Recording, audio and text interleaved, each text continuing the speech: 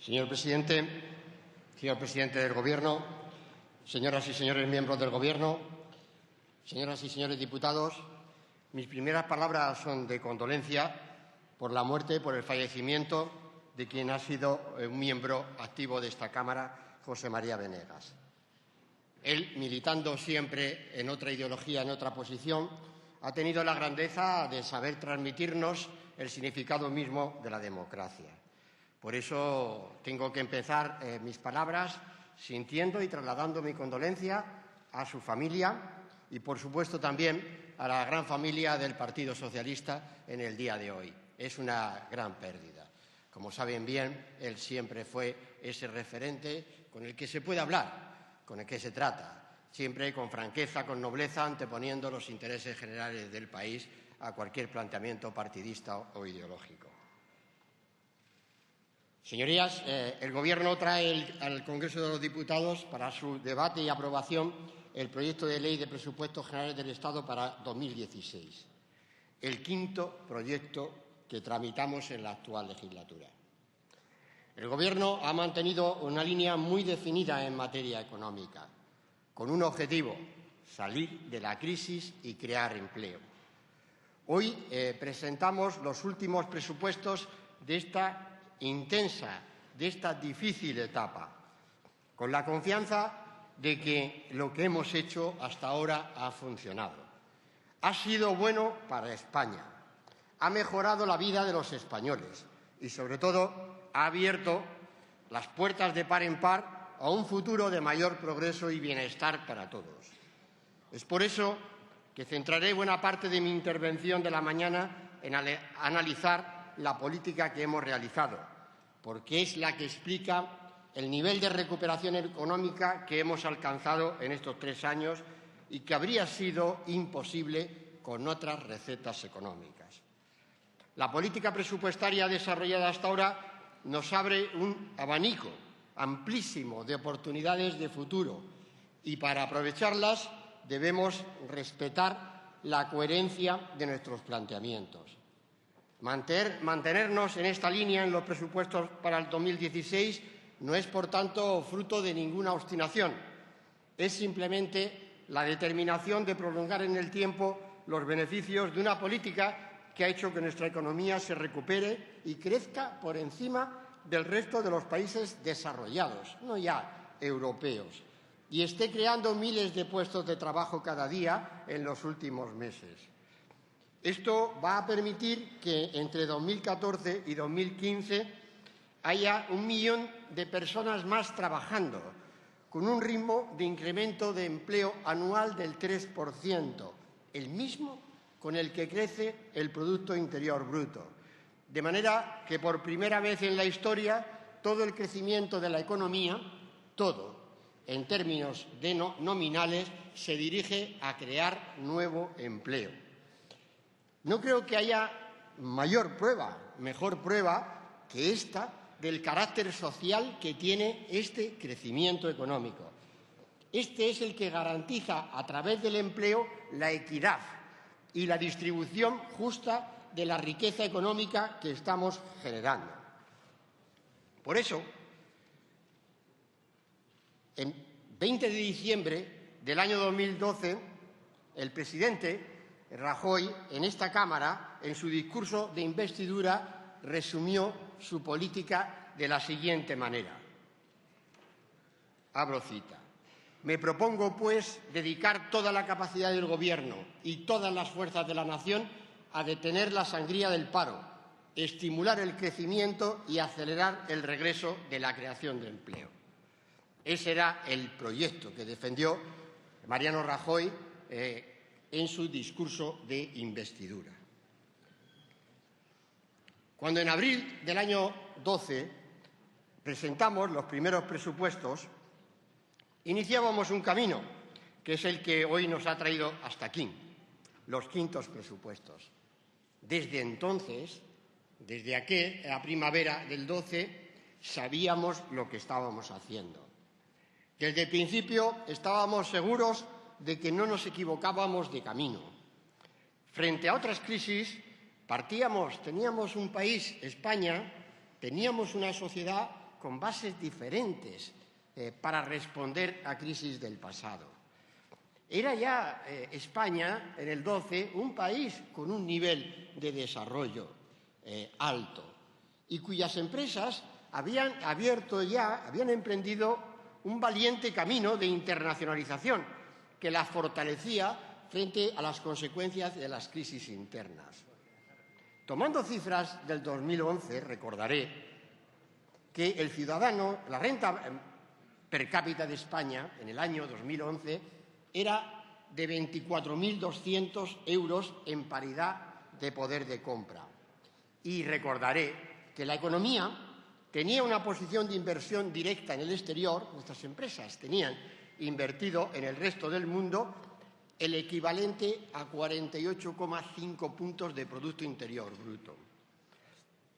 Conviene recordar esta mañana que solo 15 años antes, en 1995, la renta per cápita de España era de 13.400 euros.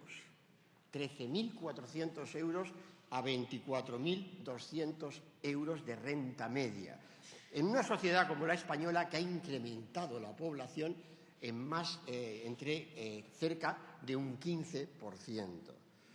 Y recordaré que hace 15 años la inversión directa de nuestras empresas en el resto del mundo equivalía a 5 puntos del Producto Interior Bruto. Hoy he dicho que está por encima de 48 puntos del Producto Interior Bruto, que estaba ya en el año 2012 en esa cifra. Por tanto, había muchas dudas sobre España, pero había bases para sorprender. Había bases para que llegara una recuperación que sorprendiera por lo acusada de la recuperación y porque en apenas 3 años íbamos a pasar a ser, desde el país que ponía en riesgo la estabilidad de la zona euro, a ser el país que lideraría el crecimiento económico y la creación de empleo en la zona euro.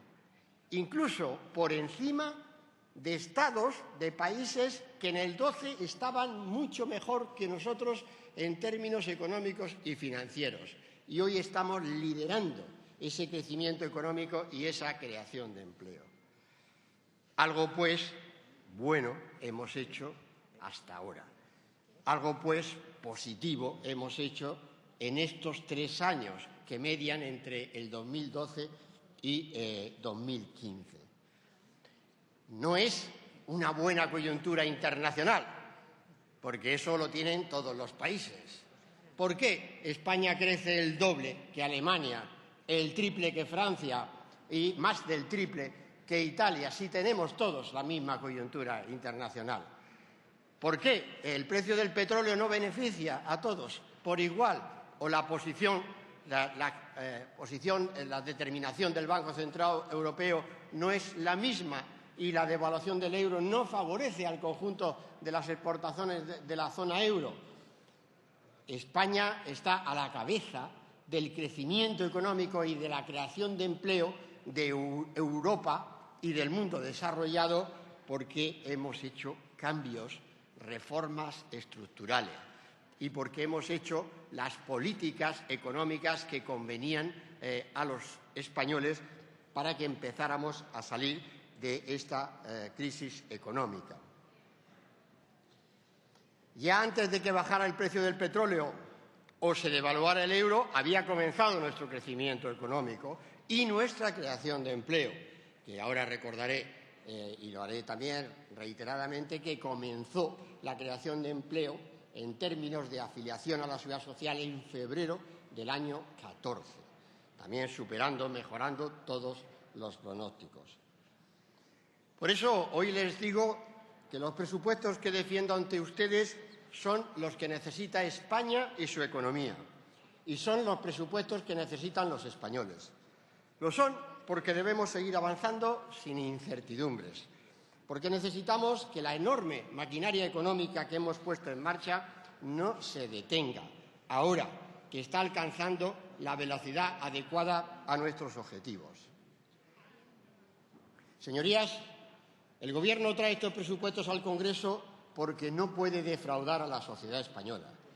Y eso es lo que haría si abandonara este camino tan prometedor que hemos alcanzado con tanto esfuerzo. Los presupuestos son garantía de estabilidad económica. Estos presupuestos son garantía de rigor en el manejo de los recursos públicos.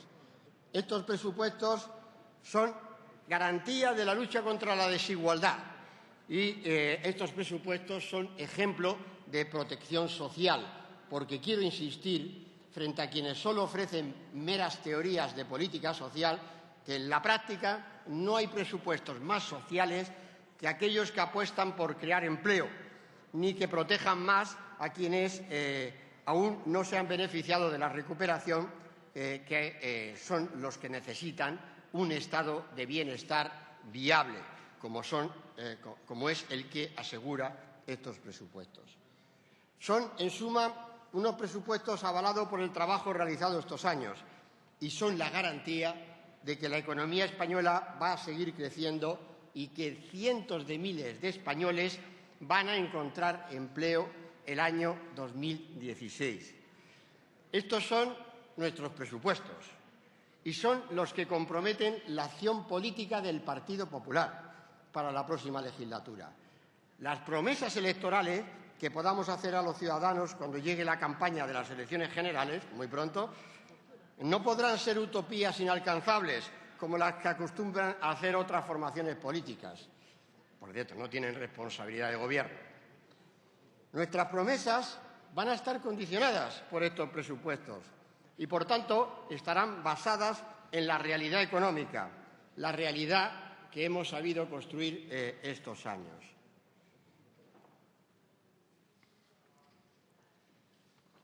Señorías, España está sorprendiendo en esta recuperación económica. El espíritu reformista del Gobierno, que comenzó ya en febrero del año 2012 con la reforma laboral hecha por decreto ley y que se completó con unas acciones sobre el sector bancario obligando a aumentar su recapitalización a través de provisiones y después recurriendo también al MEDE para fortalecer el saneamiento del sector bancario y con acciones que durante ya el año 2012 se pusieron en marcha, como fue el plan de pago a proveedores en el peor momento que vivía España y la Ley Orgánica de Estabilidad Presupuestaria y Sostenibilidad Financiera. Esos cambios, todos esos cambios en el año 2012 produjeron la primera sorpresa. Si se quiere, es la más recóndita, la más difícil de entender en términos económicos. Era el registro a final de año, en los últimos meses del 12, de un superávit por cuenta corriente. Un superávit por cuenta corriente que ninguna estimación ni nacional ni internacional vaticinaba para España. Y ese cambio es el que nos abre el horizonte del año 2013 y va haciendo posible que los mercados vuelvan a creer en un país que, haciendo la restricción presupuestaria necesaria en el ámbito del sector público, es capaz de contribuir a dar la vuelta a sus cuentas exteriores de manera tan rápida. Eso es lo que hicimos en ese año 2012, un ajuste del sector público de carácter estructural. Redujimos el déficit público estructural en 3 puntos porcentuales de Producto Interior Bruto. El estructural, puesto que la economía caía en el año 2012, la economía española, incluso más del 2%. Y ese refuerzo repartido entre todas las administraciones públicas, como corresponde a un Estado de las autonomías como el español, ese esfuerzo de consolidación presupuestaria, insisto, estaba asentado sobre 2 parámetros que, cara a la gran opinión pública, son difíciles de transmitir: la balanza por cuenta corriente y la corrección del déficit estructural.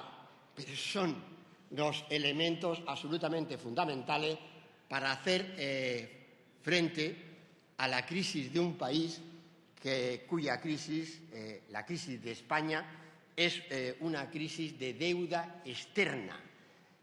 La consecuencia de haber acumulado una posición frente al resto del mundo de las más altas del mundo desarrollado, bueno, y del no desarrollado, porque al no desarrollado, señorías, que sencillamente no se lo permiten. O sea, es decir, y fuera de la zona euro, bastante menos. Y esa posición, por eso decía, de deuda externa, que es la que nos sumió en la crisis del 2008, como ahora insistiré en ello, es lo que se empieza a corregir ya en el año 2012. Por eso es tan importante las reformas estructurales del año 2012. Insisto, la reforma laboral que modernizó nuestras relaciones laborales y que ha hecho posible que el crecimiento económico se vaya completamente al empleo. El saneamiento de los bancos, que ha evitado nada más ni nada menos que se produjera en España un corralito en el año 2012, como ha vivido Grecia, con las consecuencias terribles para su economía, no, para su sociedad, para sus pensionistas, como es el corralito bancario. Corralito bancario que ya anunciaban algunos premios Nobel en el año 2012 que se produciría en España y que realmente estaríamos sometidos, obligados a realizar. Por eso era tan importante hacer ese saneamiento bancario. Como también era muy importante acometer realmente la reforma tributaria que comenzamos a aplicar ya en ese año, orientada al desapalancamiento de las grandes empresas de nuestro país, algo que ya aprobamos en la primavera del año 12, porque a través de ese desapalancamiento España efectivamente iba a encontrar solución a sus problemas de credibilidad. También en ese año, decía antes, pusimos en marcha la Ley Orgánica de Estabilidad Presupuestaria y Sostenibilidad Financiera, una ley fundamental, el arco de bóveda que introdujo la disciplina presupuestaria para el conjunto de nuestras administraciones públicas. Y también pusimos en marcha el plan de proveedores para financiar una deuda comercial muy elevada, junto a poner en marcha también la reforma energética que necesitábamos para cerrar el terrible déficit tarifario, siendo la energía, obviamente, uno de los inputs fundamentales de cualquier economía y, por supuesto, como es una economía de pequeña y mediana empresa, la española. Pero en el año 12 hubo otro acontecimiento que realmente es el más singular, sustentado sobre estas reformas que acabo de citar, y es el no rescate. El no rescate de España. Cuando tantas voces dentro de España, tantas voces acreditadas en el campo económico, tantas voces de dirigentes empresariales de máximo nivel en España, cuando tantas voces de medios de comunicación que dedicaban editoriales enteros a pedir el rescate de España, cuando tantas voces se escuchaban también fuera de España sobre la necesidad de que se hiciera el rescate de España. Incluso ahora en la Cámara no es posible encontrar a nadie, pero yo juraría que sí había insinuaciones en esta Cámara donde se dejaban a los pies del caballo del rescate de España, no a un gobierno, sino a una sociedad, porque desde esas posiciones políticas no había otra alternativa que tirar la toalla ofreciendo ese rescate. Fue la firmeza del presidente Rajoy la que evitó el rescate de España. Fue claramente una determinación. Y lo quiero decir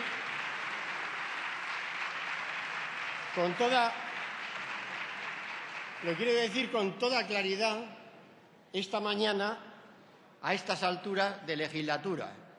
Lo quiero decir porque yo sí estuve allí, como miembro del Gobierno de España, trabajando a su lado, y sé quién fue el que evitó el rescate de España. ¿Quién tenía el criterio claro y el que era capaz de no atender a tanto supuesto canto de sirena. Cantos de sirena que nos hubieran estrellado contra las peores rocas realmente de pérdida de bienestar social, como habría sido consecuencia de ese ajuste. El Gobierno de España tenía su propio plan, un plan duro, exigente, sin duda alguna, un plan duro y exigente como el que yo mismo también tuve que defender, no solo en el primer presupuesto del año 12, sino en el decreto ley de julio del 12, que ya fue presentado antes por el presidente Rajoy. Pero ahora, con la perspectiva del tiempo transcurrido, tenemos que decir que exigimos un esfuerzo a los españoles entonces, pero ahora se lo estamos devolviendo y estamos siendo fieles y coherentes con el planteamiento que hicimos. Y en el 13, ya en la propia presentación de los presupuestos, para el 13, cuando ocupé esta tribuna, ya dije, y estoy hablando por tanto de octubre del 12, el año 13 será el último año de recesión económica en España. Muy pocos expertos coincidían con el Gobierno a la hora de hacer esta afirmación, pero ocurrió. La segunda mitad del año 13 hubo un cambio en el signo de evolución económica de nuestro país y las tasas intertrimestrales de evolución económica empezaron a ser positivas.